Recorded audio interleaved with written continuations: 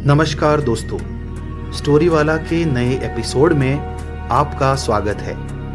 आप सुन रहे हैं गुलाम हिंदुस्तान को आज़ादी का ख्वाब दिखाने वाले शहीद आज़म सरदार भगत सिंह की कहानी का 18वां एपिसोड। भारत में साइमन कमीशन का विरोध करने के साथ साथ क्रांतिकारियों की अगुवाई करने वाले लाला लाजपत राय पर फिरंगी पुलिस ने इस कदर लाठीचार्ज किया कि घायल लाला लाजपत राय की इलाज के दौरान ही मौत हो गई थी। लाला लाजपत राय की मौत के पीछे सबसे बड़ा हाथ फिरंगी अफसर जेम्स स्कॉट का था। जेम्स स्कॉट के ही आदेश पर जानबूझकर फिरंगी पुलिस ने लाला लाजपत राय पर अनगिनत लाठियां बरसाई थी। हिंदुस्तान रिपब्लिकन एसोसिएशन के क्रांतिकारियों के दिल में लाला जी के लिए बहुत मान सम्मान था।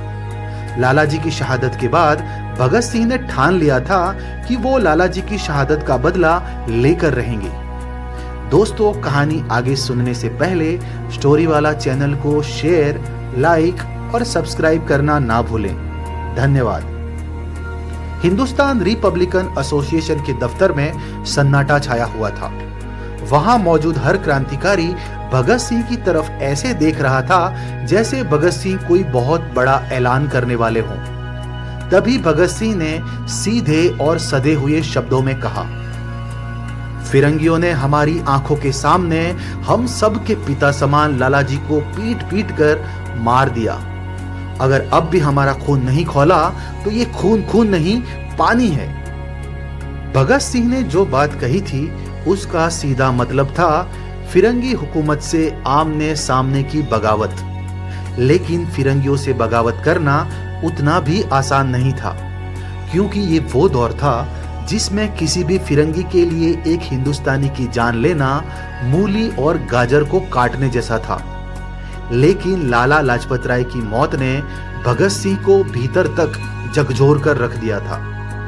भगत सिंह को खामोश देखकर चंद्रशेखर आजाद ने भगत सिंह से पूछा, क्या सोच रहे हो भगत? अगर मन में कोई बात है तो बोल दो।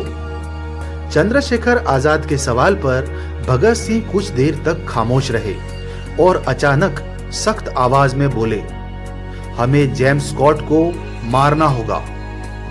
भगत सिंह का इतना कहना था कि हिंदुस्तान रिपब्लिकन एसोसिएशन के कार्यालय में खामोशी से हर क्रांतिकारी भगत सिंह को देख रहा था।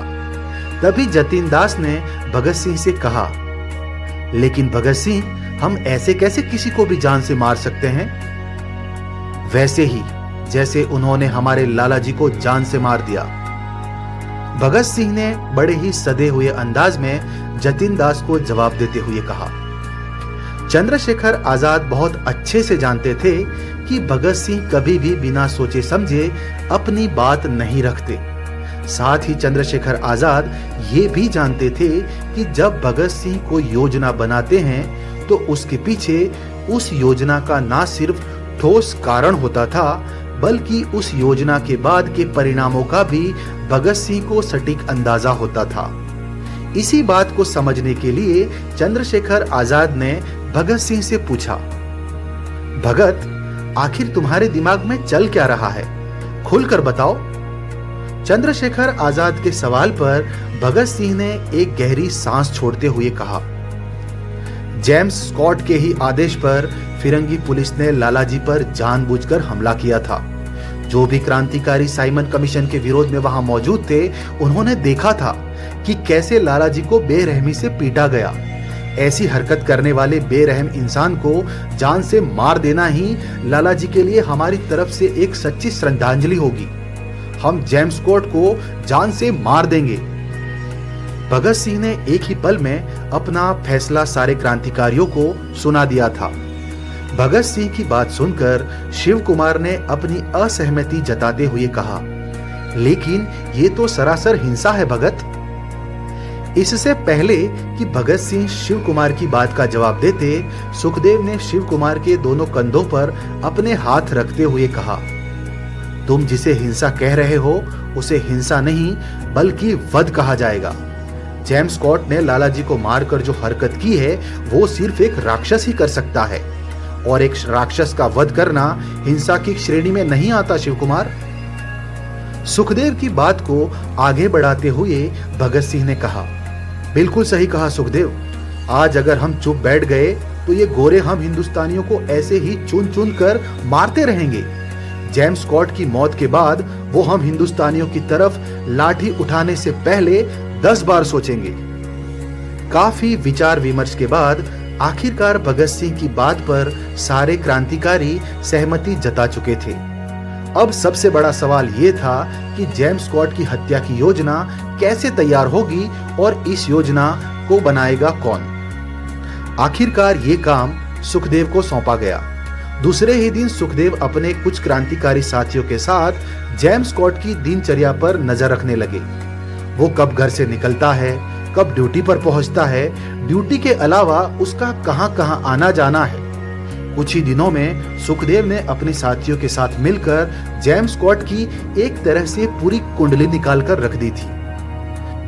कुछ दिनों तक जेम्स स्कॉट पर नजर रखने के बाद एक दिन जेम्स स्कॉट का पूरा चिट्ठा सुखदेव ने भगत सिंह और चंद्रशेखर आजाद के सामने रख दिया।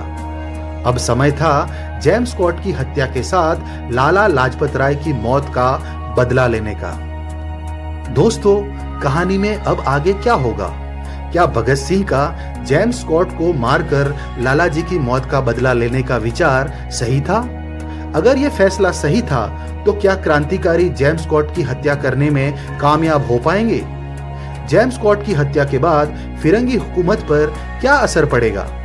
ये सब जानने के लिए आप बने रहें मेरे यानी स्टोरी वाला के साथ और सुनना ना भूलें 23 साल की छोटी सी उम्र में वतन की आजादी की खातिर हंसते हंसते फांसी के फंदे पर झूल जाने वाले शहीद आजम सरदार भगत सिंह की कहानी का अगला एपिसोड।